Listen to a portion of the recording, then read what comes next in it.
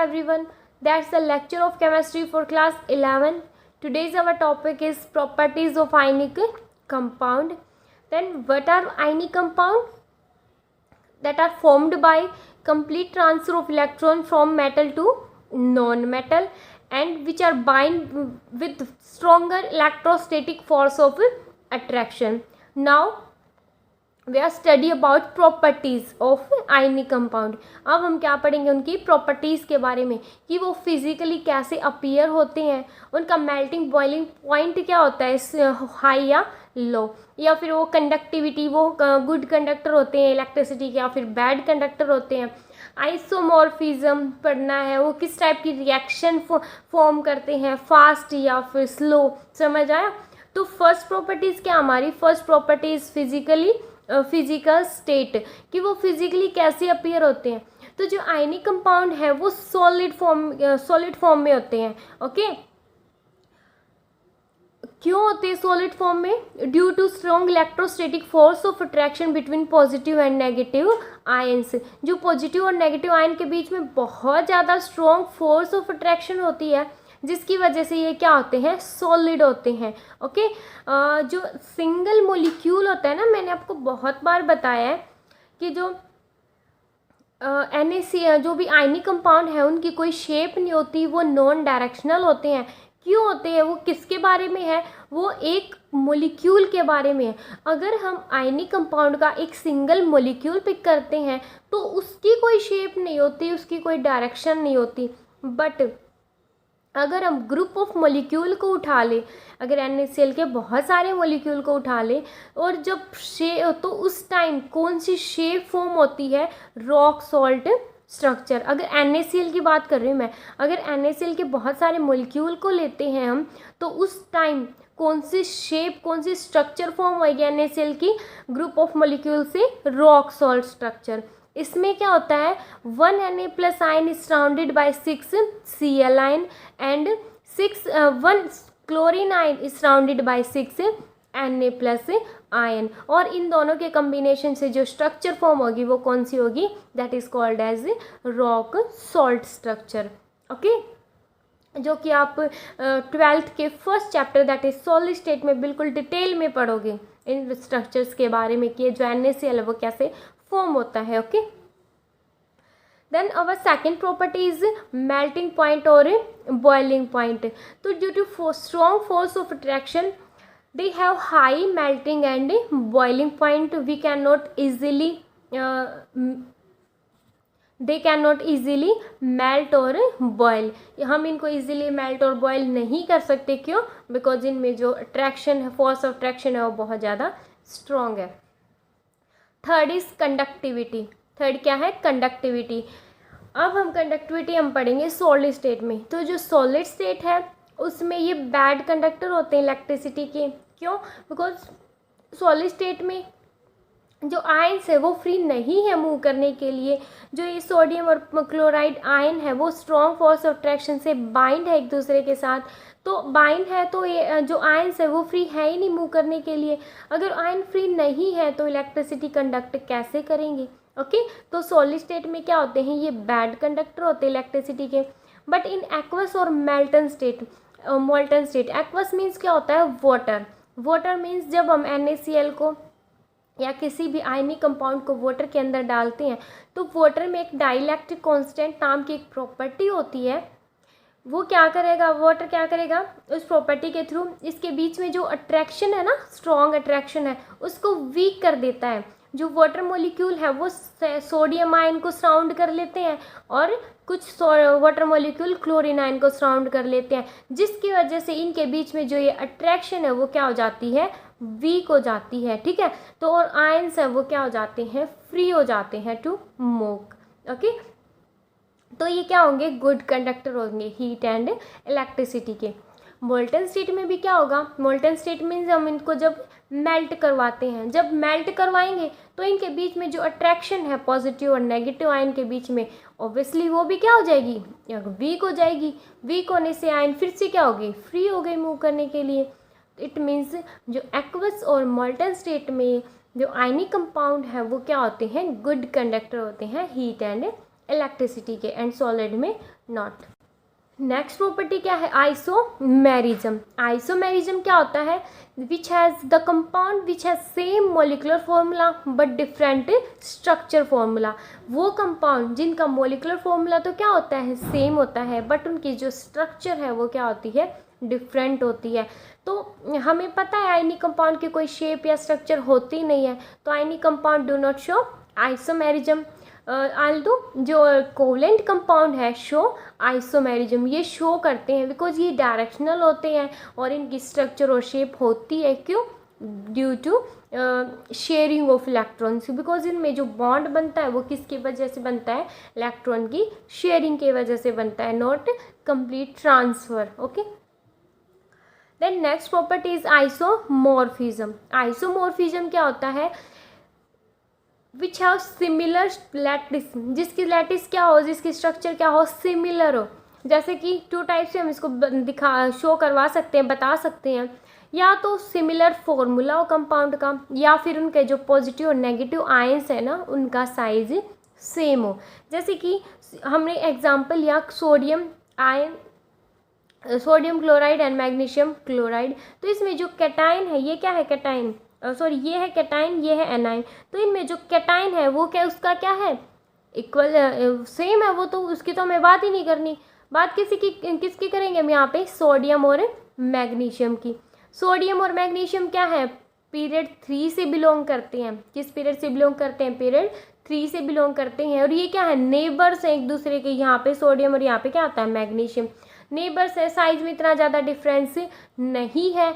अगर साइज में डिफरेंस नहीं है, साइज क्या नियरली सेम है, तो ये आइसोमॉर्फिज्म शो करेंगे। ओके, फिर क्या है, अगर हम sodium fluoride and magnesium oxide की बात करें तो इनमें भी क्या होगा, ये भी आइसोमॉर्फिज्म शो करेंगे। क्यों, हमें पता है कि जो सोडियम और मैग्नीशियम तो क्या है, ये तो नेबर्स हैं, तो ये तो आइसोमॉर्फिज्म शो करेंगे। और fluorine and oxygen is also neighbours. Oxygen atomic number 8 and fluorine का एटॉमिक नंबर होता है 9, तो ये भी नेबर्स है। अगर हम थर्ड बात करें सोडियम क्लोराइड की एंड पोटाशियम क्लोराइड की, तो कैटाइन एनाइन साइज क्या है, सेम है। सोडियम और पोटाशियम में तो बहुत बड़ा डिफरेंस है। सोडियम का एटॉमिक नंबर 11, पोटाशियम का 19, तो इनमें साइज में क्या हो जाएगा, बड़ा डिफरेंस हो जाएगा, तो ये आइसोमॉर्फिज्म शो नहीं करेंगे। अब नेक्स्ट टॉपिक, नेक्स्ट क्या है, टाइप ऑफ द रिएक्शन, की जो आयनिक कंपाउंड है वो किस टाइप की रिएक्शन शो करते हैं। तो जो आयनिक कंपाउंड है वो बहुत ज़्यादा फास्ट रिएक्शन होती है उनकी।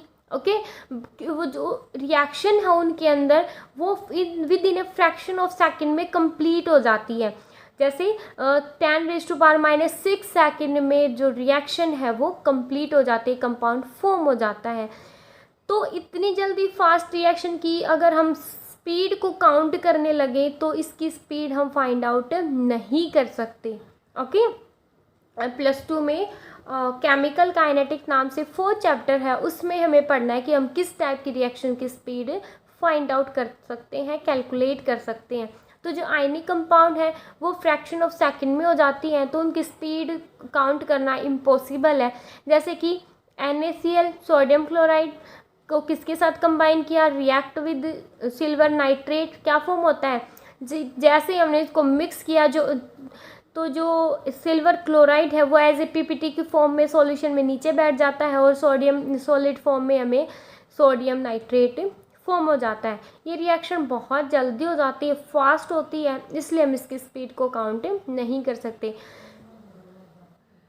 किसकी स्पीड हम कैलकुलेट करते हैं, कोवलेंट कंपाउंड की, जो मॉडरेट लेवल की होती है। हम स्लो जो रिएक्शन होती हैं बिल्कुल स्लो, जैसे कि आयरन को जंग लगना है, रस्टिंग ऑफ आयरन, इसको भी हम कैलकुलेट नहीं करते।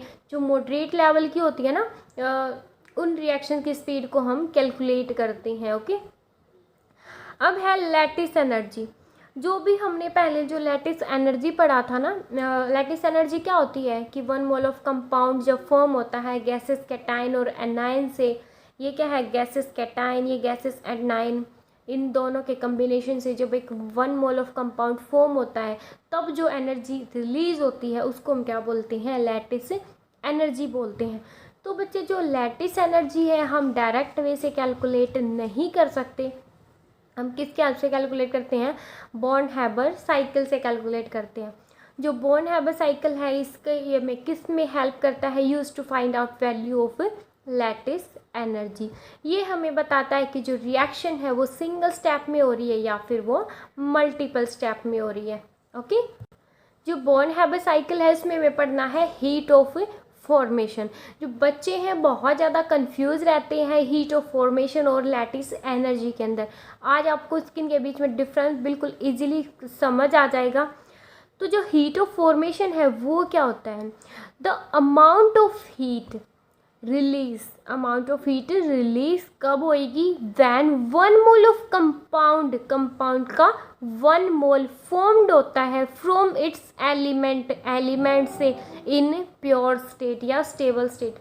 जब बिल्कुल प्योर स्टेट में होता है ना एलिमेंट, उस टाइम जब 1 मोल ऑफ कंपाउंड फॉर्म होता है उस एलिमेंटल स्टेट से, ठीक है, जो उस एलिमेंटल या प्योर स्टेट से जब 1 मोल ऑफ कंपाउंड फॉर्म होता है और तब जो अमाउंट ऑफ एनर्जी रिलीज होती है उसको हम बोलते हैं heat of formation.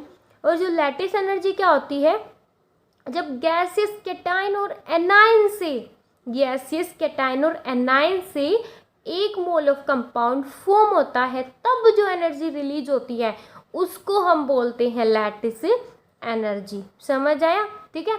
Heat of formation में क्या हो गया, प्योर स्टेट से जब 1 मोल ऑफ कंपाउंड फॉर्म होता है, ठीक है। अब देखो ये क्या है, ये बॉर्न हैबर साइकिल है। हमने एक डायरेक्ट रिएक्शन लिखी, फिर उसको मल्टीपल स्टेप में करके दिखाया। ये क्या है, सोडियम, इसको आगे करके दिखाती हूँ। जैसे कि सोडियम प्लस क्लोरीन क्या फॉर्म होता है, सोडियम क्लोराइड फॉर्म होता है। ओके, जो सोडियम क्या है अगर सॉलिड फॉर्म में है और क्लोरीन क्या है गैसियस फॉर्म में है। ये तो क्या है सिंगल स्टेप में रिएक्शन जो आज तक हम करते आए हैं, तो हम इसको मल्टीपल स्टेप में करके दिखाते हैं। जैसे कि ये क्या है, सोडियम क्या है सॉलिड फॉर्म में है, तो हमें इसको पहले जो सोडियम है वो क्या करता है, इलेक्ट्रॉन को लूज़ करता है। कब लूज़ करेगा, जब वो गैसियस फॉर्म में आता है। तो हमें सॉलिड से इसको किस फॉर्म में लेके आना है, गैसियस फॉर्म में लेके आना है। तो सोडियम जब गैसियस फॉर्म में आएगा तो इस प्रोसेस को हम क्या बोलते हैं, हमें क्या देनी पड़ेगी, उसको एनर्जी देनी पड़ेगी, हमें उसको हीट करना पड़ेगा। और हीट करेंगे तो सॉलिड किस फॉर्म में आ जाएगा, डायरेक्ट गैस फॉर्म में आ जाएगा। तो हमने उसको क्या दी, सब्लिमेशन एनर्जी। उस एनर्जी को हम क्या बोलेंगे, सॉलिड से डायरेक्ट गैस में कन्वर्ट होते, वो एनर्जी जो सॉलिड को गैस में कन्वर्ट करने के लिए जो एनर्जी हम देते हैं वो कौन सी होती है, सब्लिमेशन एनर्जी, जो आपने 9th क्लास में पढ़ी होगी, ठीक है। तो हम एनर्जी यहाँ पे दे रहे हैं, तो इट मीन्स ये क्या होगी, पॉजिटिव। ओके, तो अब सोडियम किस फॉर्म में आ गया, गैसियस फॉर्म में आ गया। अब गैसियस फॉर्म में हमें क्या करना है, उसमें से इलेक्ट्रॉन को रिमूव करवाना है। तो इलेक्ट्रॉन रिमूव करवाने के लिए हमें उसको कौन सी एनर्जी देनी पड़ेगी, that is ionisation energy. Ionisation energy क्या होती है, the amount of energy required to remove the valence shell electron of an isolated neutral gaseous atom. Sodium क्या है, यहाँ पे न्यूट्रल है, आइसोलेटेड है, अकेला है, ठीक है। हम इसको हीट करेंगे, हीट करके हमें क्या करना है, इसकी जो वैलेंस शेल है उससे एक इलेक्ट्रॉन को रिमूव करवाना है। ओके, तो जब आइसोलेटेड न्यूट्रल गैसेस एटम के वैलेंस शेल से इलेक्ट्रॉन को निकालने के लिए जितनी अमाउंट ऑफ एनर्जी हमें देने की ज़रूरत है उसी को हम क्या बोलते हैं, आयनाइजेशन एनर्जी, ठीक है। तो आयनाइजेशन एनर्जी भी क्या होएगी, यहाँ पे पॉजिटिव होएगी, ठीक है। तो और अब उसमें से क्या किया, हमने एक इलेक्ट्रॉन को निकाल दिया, ठीक है, आयनाइजेशन एनर्जी देके। ओके, देन अब है सोडियम। सोडियम को हम डायरेक्ट Cl नेगेटिव आयन की फॉर्म में तो डायरेक्ट ला नहीं सकते, तो पहले में क्लोरीन के कितने आयन है, क्लोरीन एज ए गैस की फॉर्म में प्रेजेंट है ना, तो पहले हमें क्या करना पड़ेगा, क्लोरीन के बीच में जो बॉन्ड है हमें उसको ब्रेक करना पड़ेगा। ओके। तो क्लोरीन क्लोरीन के बीच में जो बॉन्ड है उसको पहले ब्रेक करेंगे, उसको ब्रेक करने के लिए जो एनर्जी हम देंगे that is called as a dissociation energy. कौन सी एनर्जी देंगे हम उसके बीच के बॉन्ड को ब्रेक करवाने के लिए? Dissociation energy. तो हमें दो क्लोरीन आयन की जो नीड है नहीं, हमें तो एक ही क्लोरीन आयन चाहिए है ना। इसके बीच में ब्रेक बॉन्ड को तो ब्रेक करवा दिया डिसोसिएशन एनर्जी की हेल्प से। हमें जो आयन्स है वो कितने चाहिए? एक ही आयन तो चाहिए, तो हमें इसको किससे डिवाइड कर देंगे? हमें तो हाफ ही आयन चाहिए ना, तो दो, ये तो दो है, समझ आए। तो डिसोसिएशन एनर्जी को भी हम किससे डिवाइड कर देंगे? 2 से डिवाइड कर देंगे। तो यहाँ पे जो क्लोरीन है वो क्या आ गया? क्लोरीन गैस की फॉर्म में हो गया और एक आयन हमें मिल गया। ओके, एक क्लोरीन हमें मिल गया। आयन तो हम बाद में करेंगे, ठीक है, इसमें से इलेक्ट्रॉन एफिनिटी के साथ। तो अब देखो क्लोरीन किसकी फॉर्म में आ गया? गैस की फॉर्म में आ गया। अब हमें क्या करना है? हमें इसमें जो इलेक्ट्रॉन इसने लूज किया है उस इलेक्ट्रॉन को ये क्या करेगा? गेन करेगा। अब इलेक्ट्रॉन को गेन करवाना है, तो इलेक्ट्रॉन गेन करवाने में कौन सी एनर्जी लगती है? That is electron affinity. कौन सी एनर्जी होती है? Electron affinity. और इलेक्ट्रॉन को हम क्या करवा रहे हैं? गेन करवा रहे हैं, ठीक है। तो इस टाइम क्या हो गया? एनर्जी हम रिलीज हो रही है, ना कि एनर्जी हम दे रहे हैं, ठीक है। इलेक्ट्रॉन एफिनिटी क्या होती है? The amount of energy release when an electron is added to the valence shell of the neutral isolated gaseous atom. कि किसी भी एटम के वैलेंस शेल में एक इलेक्ट्रॉन को ऐड करवाने के लिए जितनी अमाउंट ऑफ एनर्जी रिलीज होती है उसको हम क्या बोलते हैं? Electron affinity. अब हमने क्या किया? इलेक्ट्रॉन एफिनिटी हमने एनर्जी दी, तो क्लोरीन की वैलेंस शेल में एक इलेक्ट्रॉन क्या हो गया? ऐड हो गया। तो क्लोरीन क्या हो गया? एस क्लोरीन नेगेटिव की फॉर्म में आ गया। ओके, अब जो सोडियम और जो क्लोरीन है वो रिएक्ट करेंगे आपस में और क्या फॉर्म हो जाएगा? सोडियम क्लोराइड फॉर्म होगा। ओके, तो जो heat of formation that is denoted by del H F, इसको ये किसके इक्वल हो जाएगी? जितनी भी मल्टीपल स्टेप में जो भी एनर्जी हमने दी है या जितनी भी एनर्जी रिलीज हुई है उसके सम के इक्वल हो जाएगी। ओके, तो पहले क्या होगी? सब्लिमेशन एनर्जी, ये भी हमने दी है, ये भी positive, plus ionisation energy, plus फिर हमने क्या किया? Dissociation energy, plus electron affinity. Okay, electron affinity तो नेगेटिव होएगी ना, इलेक्ट्रॉन एफिनिटी क्या हो जाएगी? नेगेटिव। और माइनस क्या हो जाएगा? Lattice energy. ये तो यहाँ से यहाँ तक ये प्रोसेस हुई ना। अब सोडियम, अब ये क्या किस फॉर्म में आ गए? गैसियस फॉर्म में आ गए। गैसेस फॉर्म में आने के बाद तब जो कंपाउंड फॉर्म होता है और इस टाइम पे जो एनर्जी रिलीज होती है ना, और कंपाउंड फॉर्म होएगा तब भी तो एनर्जी रिलीज होगी, उसको हम क्या बोलेंगे? लैटिस एनर्जी बोलेंगे, ठीक है। और इसमें से सारी एनर्जी ये मल्टीपल जो स्टेप्स में जो रिएक्शंस हुई उसमें से हम क्या कर देंगे? लैटिस एनर्जी माइनस कर देंगे, ठीक है। तो ये क्या है? मल्टीपल स्टेप्स, और ये क्या है? Single step. यहाँ पे हमने क्या करके दिखाया? सिंगल स्टेप में रिएक्शन करके दिखाई, ये मल्टीपल स्टेप में करके दिखाई। दोनों क्या है? बातें इक्वल होती हैं। समझ आया कैसे? जो हीट है ना वो सम होती है इक्वल, दोनों जो हीट होगी यहाँ पे भी सेम होएगी और यहाँ पे भी वो सेम होएगी। कैसे? एक हैश लॉ है, हैश लॉ, वो क्या कहता है? वो कहता है कि कोई भी रिएक्शन है आइदर वो हो सिंगल स्टेप में या फिर वो हो मल्टीपल स्टेप में। तो अगर वो मल्टीपल स्टेप में हो रही है तो भी अगर हम सारी हीट को, जितनी भी हीट जो एब्जॉर्ब हुई है, ये तो क्या हुई थी? एब्जॉर्ब हुई थी। ये क्या हुई थी? रिलीज हुई थी। तो अगर कोई भी रिएक्शन है अगर वो मल्टीपल स्टेप में हो रही है तो जितनी भी हीट एनर्जी एब्जॉर्ब होती है उस रिएक्शन के ड्यूरिंग या फिर जितनी भी एनर्जी रिलीज होती है उस रिएक्शन के ड्यूरिंग, वो किसके इक्वल आती है? जितनी सिंगल स्टेप में हीट एनर्जी एब्जॉर्ब या फिर रिलीज होती है। समझ आया? यहाँ पे ये क्या था? सिंगल स्टेप में जितनी हीट एनर्जी क्या होती है? रिलीज़ होती है और यहाँ पे जितनी एब्जॉर्ब या रिलीज़ हुई, वो ये दोनों बातें क्या हैं, इक्वल है। समझ आया?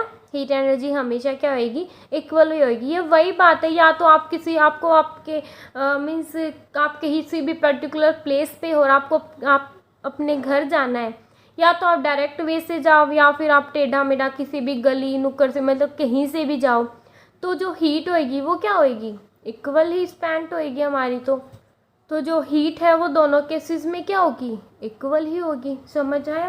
तो बस सेम ये वही बात है। नेक्स्ट अगर हम एग्जांपल लें तो हैश लॉ का पता चल गया ना। अगर एक रिएक्शन सिंगल स्टेप में हो या मल्टीपल स्टेप में हो, दोनों में जो हीट है वो क्या होगी, हमेशा इक्वल होएगी। जैसे कि अगर हम एग्जांपल लें मैग्नीशियम ऑक्सीजन, अगर डायरेक्ट वे से होता है तो क्या फॉर्म होएगा, मैग्नीशियम ऑक्साइड फॉर्म होता है। इसको हम क्या बोलते हैं, हीट ऑफ फॉर्मेशन। ओके, तो जो मैग्नीशियम है that is in A solid state. Solid से हमें उसको किस फॉर्म में लाना है, गैसेस फॉर्म में लाना है। सॉलिड से डायरेक्ट गैस में कन्वर्ट करने के लिए कौन सी एनर्जी सप्लाई होती है, सब्लिमेशन एनर्जी, और वो क्या होएगी, दे रहे हम वहाँ पे एनर्जी, है ना। तो ये दैट इज पॉजिटिव। ओके, अब मैग्नीशियम है वो गैस फॉर्म में आ गया, गैस फॉर्म में आ गया, हम इजीली उसमें से इलेक्ट्रॉन को रिमूव करवा सकते हैं।